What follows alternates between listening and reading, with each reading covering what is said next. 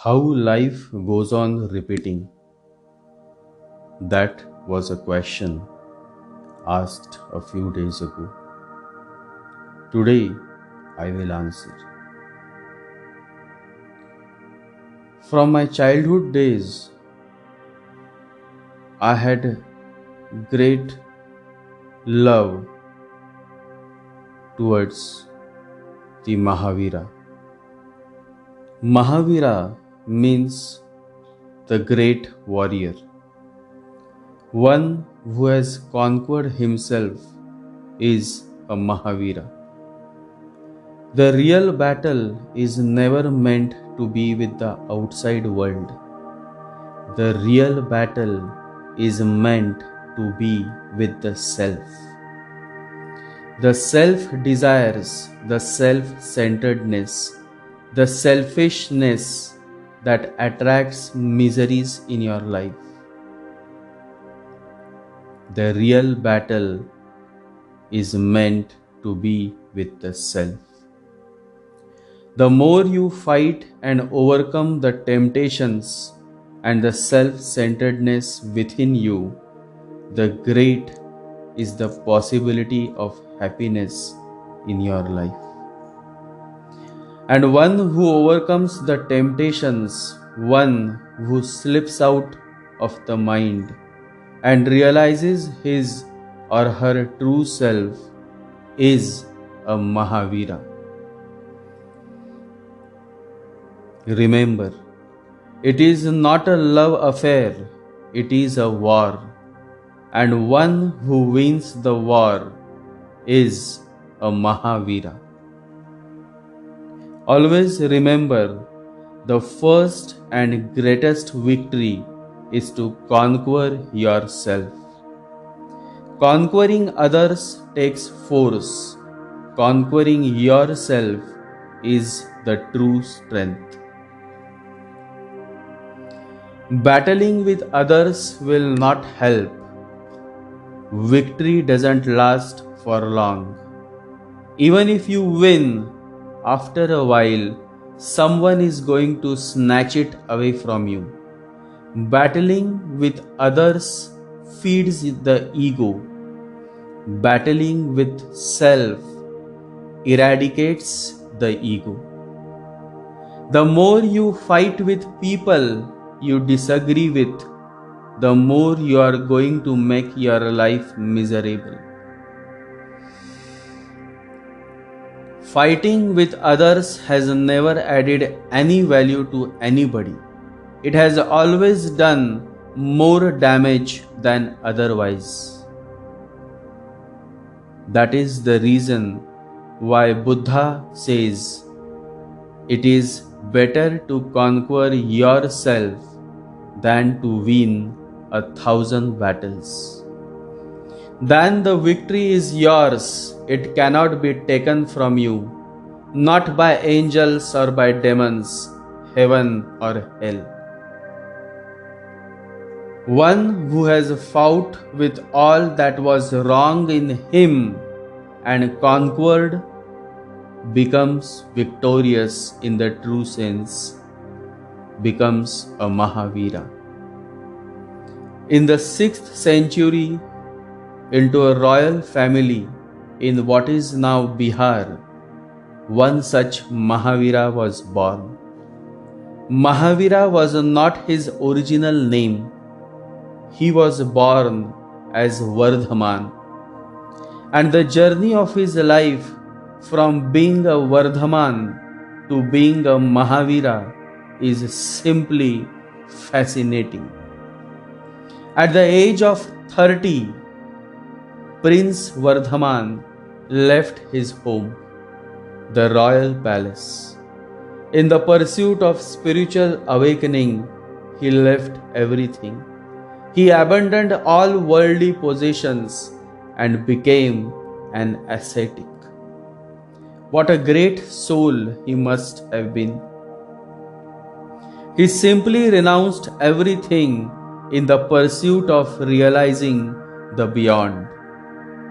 When you have everything, every pleasure of this material world is at your feet, and yet you are giving up everything in the pursuit of the divine truth, that is when the act of renouncing makes sense.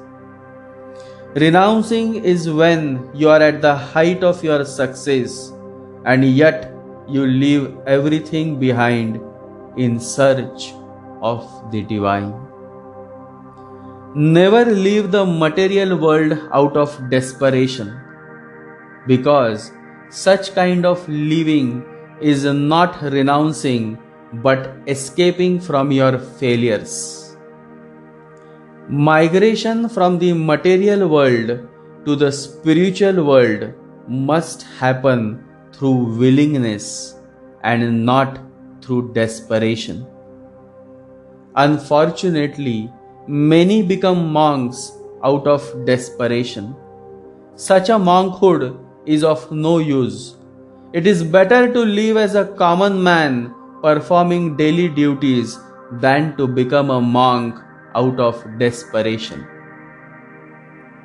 Vardhaman, the royal prince, had all the riches and royal privileges.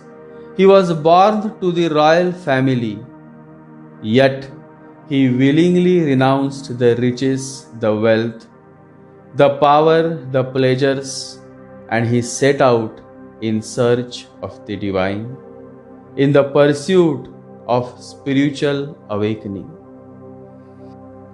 His migration from the material world to the spiritual world was out of willingness and not desperation.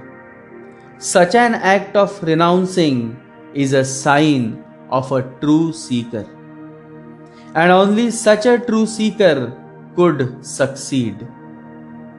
For the next 12.5 years, Vardhaman practiced intense meditation and severe austerities, after which he is believed to have attained Keval Jnana, omniscience. Vardhaman means one who is evolving, and through his intense meditation and deep penance, he conquered all that was wrong in him. He conquered himself, and the day he attained self-realization, the day he conquered himself, Vardhaman died and Mahavira was born. What a fascinating transformation to restore our belief in the power of possibility. Astounding. At that very moment of transformation, the world was blessed with one of the greatest messengers of God, the Mahavira. Today, millions and millions of people worship Mahavira and follow his teachings, and these faithful people are called Jains, the followers of Jainism. Mahavira, one of the greatest teachers of the Jains and the Buddha, were contemporaries. But Buddha loomed so magnanimously. He was such a huge tree that for 300 years, scholars, historians, and philosophers thought that Mahavira was not separate from Gautam Buddha, that Mahavira was another name of Gautam Buddha, because it is a title, just as Buddha is a title. Buddha means the awakened one. Mahavira means one who has conquered himself. It is just in the recent decades that scholars have realized the unique divinity of the two greatest masters of the 6th century. Certain stories related to the teachings of Mahavira are fascinating and insightful. And there is one such story that shares a certain revelation, and it is worth knowing. A young prince came to know about the teachings and miracles of the Mahavira. And the more he would learn about the teachings and the miracles of this great master, the more he would long for his darshan, a glimpse of the divine master. But the Mahavira would not come to the palace. All efforts to pursue him failed. Finally, the prince, who by now had become an ardent devotee of the Mahavira, decided to leave the palace and renounce this material world. He left everything, all his wealth, his power, his royal privileges, and one dark night he left his kingdom in search of the divine master, the Mahavira. For many days he searched and searched until one afternoon he finally found the place where the Mahavira was staying. Immediately he reached that place. It was in the jungle, somewhere near the woods, a small hut, and the prince rushed towards the hut. Days and months had gone just to find the master, and now this rarest of the rare moment had finally arrived in his life. He could not wait any more. Quickly he rushed towards the hut, and the moment he was at the entrance of that small hut, a very gentle voice was heard from the inside. Suryabhan, come. I knew you would come. The prince's name was Suryabhan, and the prince was taken aback. This must be the master. This must be the Mahavira. Else, who can ever know the name of a stranger? Such an enlightened being has to be none other than the divine master, the Mahavira. He immediately went inside and he saw the Mahavira seated in the lotus position. What a beautiful moment it was! How graceful the master looked, how strong his body was. The prince recollected that at one time Mahavira was also a prince, a warrior. The aura, the bliss, the peace. He could feel the graceful omnipresence of the divine master. And without wasting a single moment, he said, Master, I have renounced the world. Now I just want to be with you. Please make me your disciple. Mahavira opened his eyes, and now the prince could see the eyes of the master. So deep, so divine. There was so much of compassion in those eyes, so much of divine stillness. He waited to hear the words of the master, and the master said, Suryabhan, you have been my disciple from many lives. This is not the first time that you have come to me. I have accepted you long back. I have been waiting for you. I have been receiving your prayers from the day you have been praying to meet me. Come, here is the way. What you seek is always seeking you. And the prince moved towards the master. He hugged the feet of the master. Putting his head in the master's lap, he simply started crying. He couldn't control his feelings. He couldn't control his overflowing love towards the master. The more he cried, the better he felt. Those tears were tears of joy, of love, of devotion, and of total submission to the Master. Every holy book, every religion that exists under this sky simply shares one universal message: surrender to the Almighty.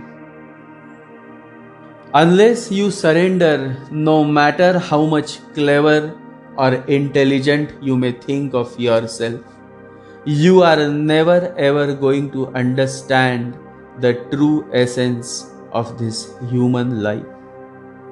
To surrender yourself towards the Master, you need not be enlightened. All you need is unwavering faith and love towards Him. The way towards enlightenment is only through total submission to the Master. For a long time, he just kept his head in his lap, and the Master smiled. He moved his soft, gentle hand on his head. What a beautiful moment of love it was. The disciple moving towards the Master moving towards his disciple. How beautiful is this? How divine is this? How to express such an oneness? It is beyond the power of words. A single moment of love is equal to the whole eternity of love. Mahavira took Prince Suryabhan's hand in his and raised him up. Then with a smile he said to the prince, "It is getting darker. Please go and bring some water from the nearby river. You will need it to cook some food." What could be more divine, more rewarding, more joyful than to serve the Master? Prince Suryabhan readily started serving the Master. His joy knew no limits. The more he would serve the Master, the more he would rejoice. This is what true love is: selfless and unconditional. Love exists only when you feel joy in your heart. That is the sign of true love. To love means to drop the ego, to drop yourself. Love means not to be. If you are somebody, then love never happens. To experience true love, you have to become a nobody. And the wise prince, who must have millions and millions in his treasury, who must have had hundreds of servants, out of love for the Divine Master, had now become a nobody. And the moment he became a nobody, love was experienced. Rejoicing in his true love for the Master, Prince Suryabhan felt happy within. But what disturbed him was the difficult life of being an ascetic. Half of his life he had been a prince. The lifestyle of the palace, the luxuries, the conveniences that he used to enjoy, he started feeling miserable without them. We cannot in a moment get rid of the habit of a lifetime. And luxurious life, the conveniences of the palace, all of this had become a habit. It was difficult for Prince Suryabhan to live such a difficult life. He had to move half naked. He had to sleep on the hard floors with no clothes. It was difficult. And so on the very second night, he started thinking of dropping out. This was not for him. There were so many mosquitoes. Meditating in such an environment was beyond his tolerance level. He could not meditate. So many mosquitoes, and he was half naked, and it was cold, and the place where he was sleeping was just in the middle, and hundreds of monks were staying there. The whole night he could not sleep. He had never lived that way. That was not his way of life. So in the night he decided that the next morning he would leave. And just when he had made up his mind, Mahavira appeared before him. You may think that the master is not aware of your thoughts, but the reality is something else. Once the master accepts you, he is more attentive to every thought and action that you would initiate. And so Mahavira appeared before the prince, and the prince was taken aback. Quickly he stood up and went to touch the feet of the master. Then he said, Master, you have come to my hut. Anything that I need to do, anything that I have missed, please correct me. And Mahavira said, That is the reason I have come to you, to correct you.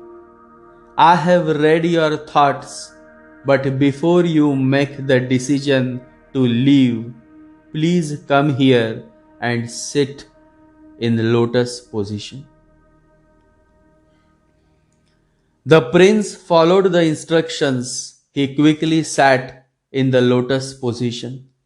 Then Mahavira told him to do a certain kind of meditation called Jati Smaran, the method to remember the past life. And he told him, you just do this whole night. Sit in meditation, and by morning, whatsoever you decide. Then the master left. The prince meditated the whole night. He went into his past life. It was simple. People must have been simple during those times. So he went deep in his past life. And when it was morning, he came. Now he was full of new light.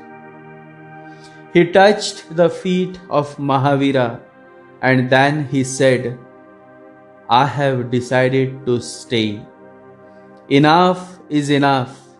I looked into my past life, and yes, you were right. How long can I go on repeating it again and again? It is insulting to become a sannyasi, to accept the life stage of renunciation and then leave it.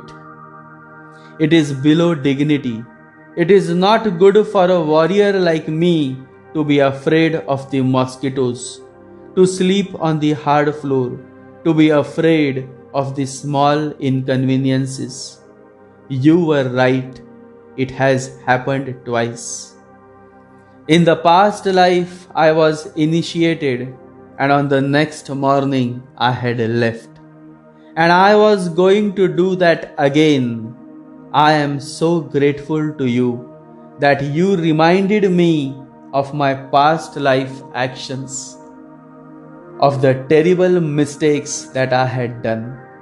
Else, I would have committed the same thing again, thinking that I am doing it for the first time. And this is what happens with most of you. Ignorance is preventing you from becoming conscious of your actions, and you are performing the same actions in every human life. You think you are fighting for the very first time. You think you are doing a certain action for the first time in your life. But that is an illusion in which you have been living through. Life repeats itself mindlessly unless you become mindful. It will go on repeating like a wheel. That's why Buddhists call it the wheel of life and death, the wheel of time. It moves like a wheel.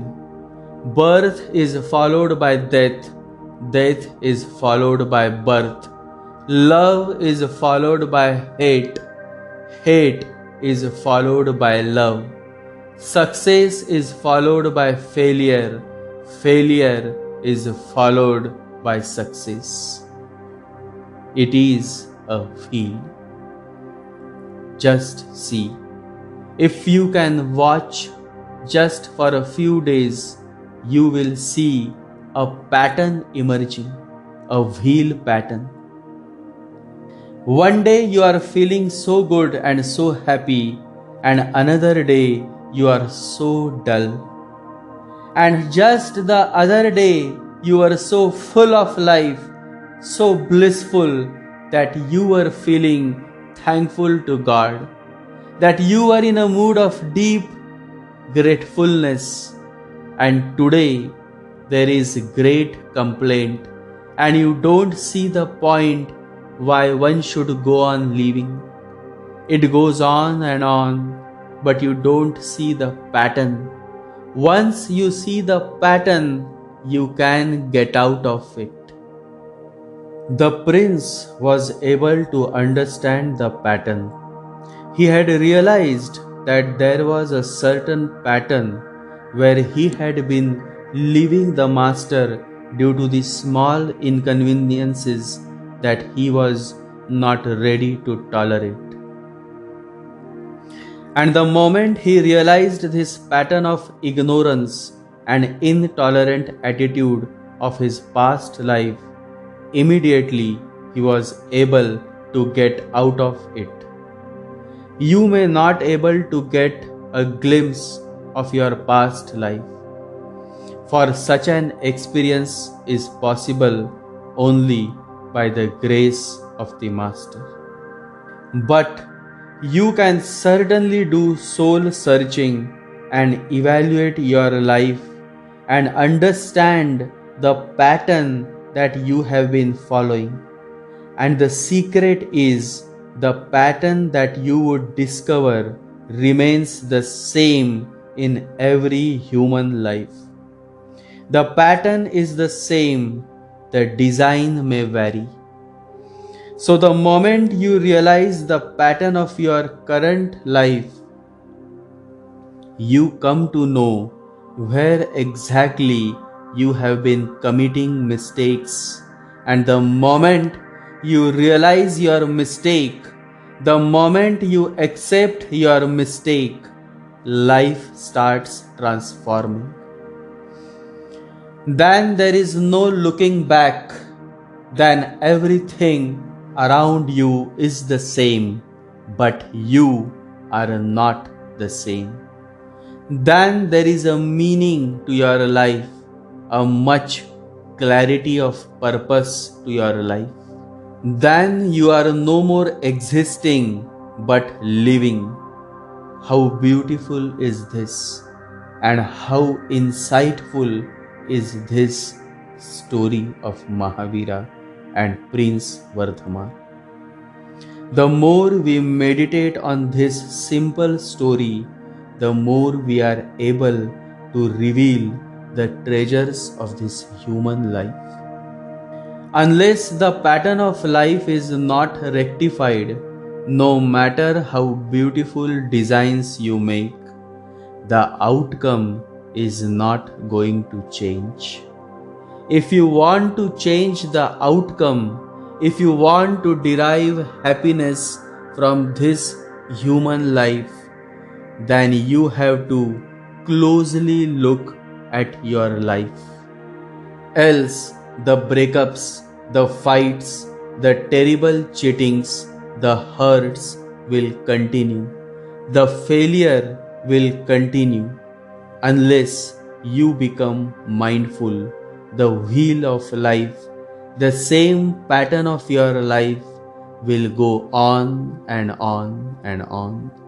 You may take hundreds of births, but the pattern and the miseries that derive from it would never change until you start changing.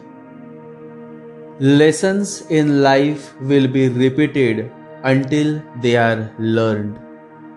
If there is anybody in this world who can make your life better, then it is no one but you.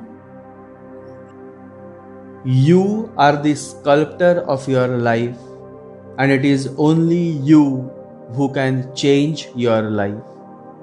And the secret to changing your life is in discovering the pattern of your life and working on it, avoiding the mistakes that you had been committing again and again and again.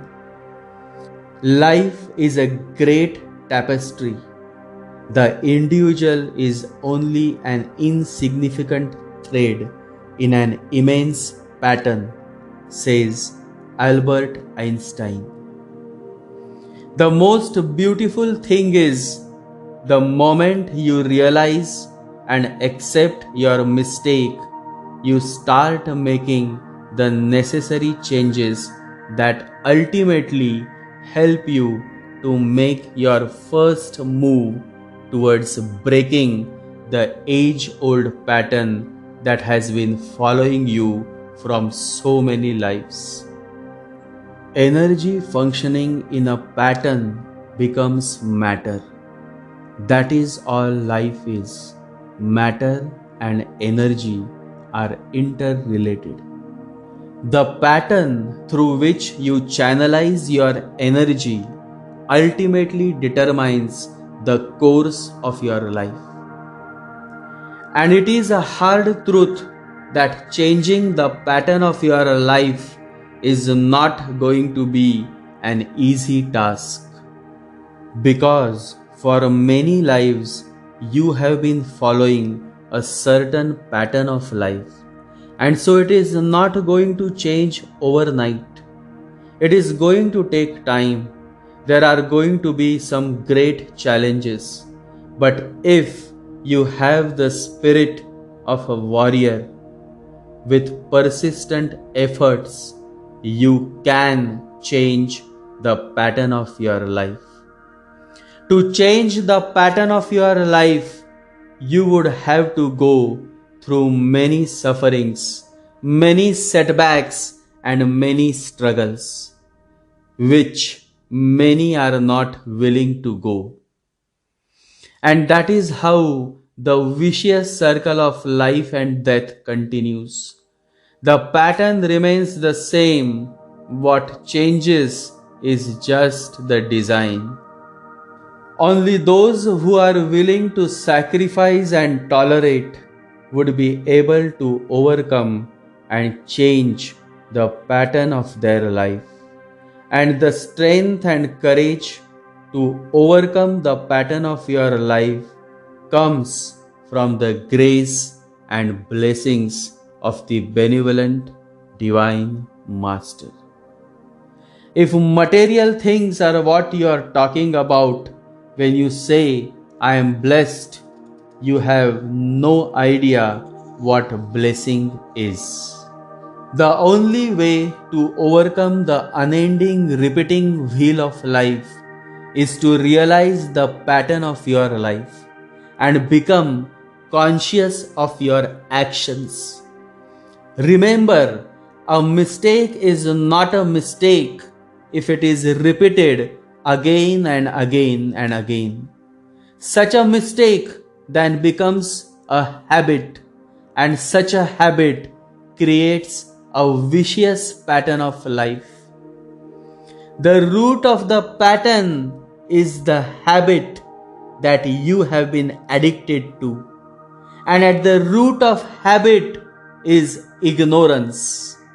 Ignorance indicates the total absence of consciousness. Ignorance is the curse of God. Knowledge is the wing where we fly to heaven, says William Shakespeare. Knowledge is when you find the answers, but understanding the meaning of those answers is what gives birth to wisdom. Knowing others is intelligence. Knowing yourself is strength. Mastering yourself is the true power. Practicing self-control and tolerance is necessary.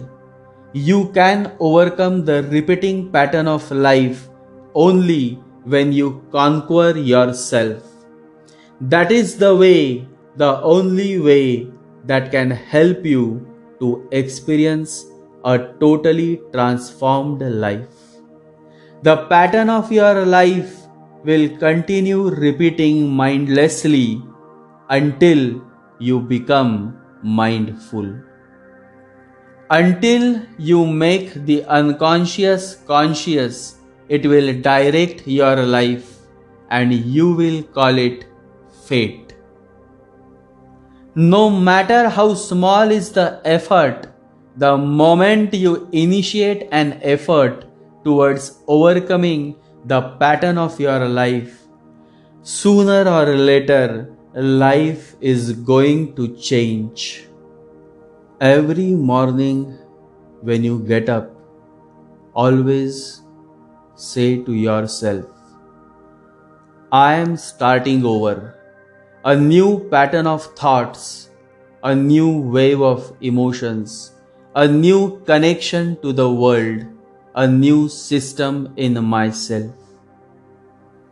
Remember, each morning we are born again. What we do today is what matters the most. You can change the pattern of your life. All you need is the power of constant awareness. Awareness is ever there. It need not be realized. Open the shutter of the mind and it will be flooded with light. Come back to the light within you.